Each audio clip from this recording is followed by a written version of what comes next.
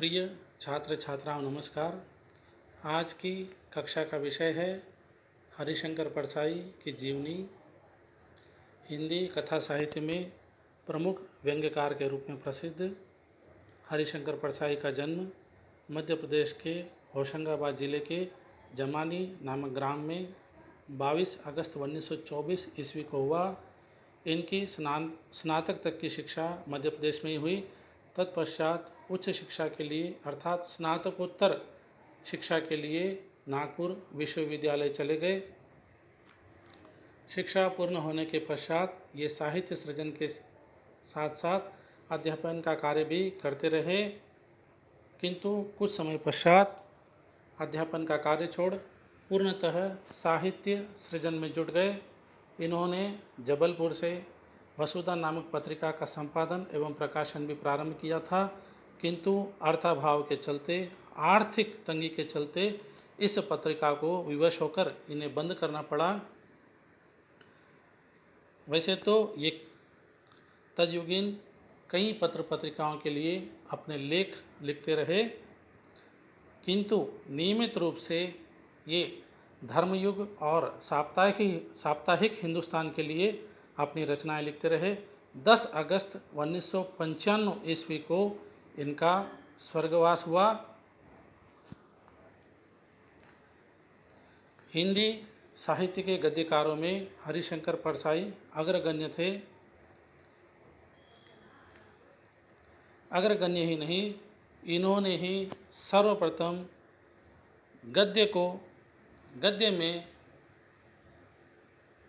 एक नई विधा के रूप में व्यंग्य को स्थान दिलवाया। परसाई जी शुक्लोत्तर युग के हिंदी के श्रेष्ठ व्यंग्यकार के रूप में प्रसिद्ध है।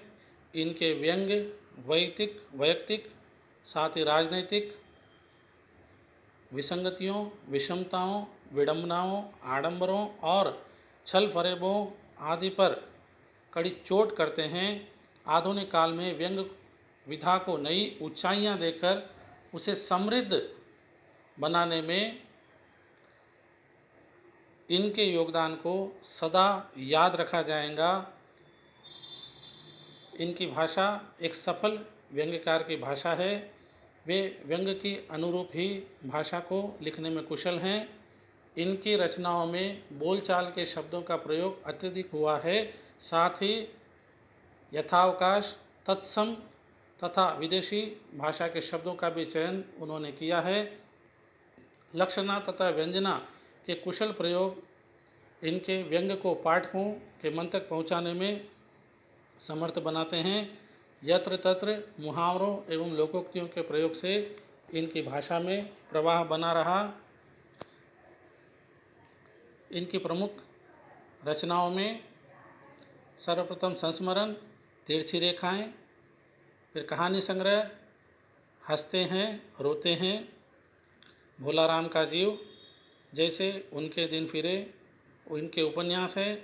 रानी नागफनी की कहानी, तट की खोज, निबंध संग्रह हैं, तब की बात और थी, भूत के पांव पीछे, बेईमानी की परत, पगडंडियों का जमाना, सदाचार का ताबीज़, शिकायत मुझे भी हैं और अंत में ठिठुरता गणतंत्र, विकलांग श्रद्धा का दौर, मेरी श्रेष्ठ व्यंग्य रचनाएं।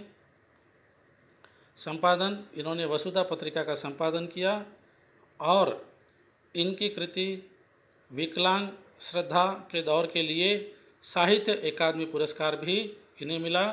आज की कक्षा यहाँ पर समाप्त होती है। धन्यवाद।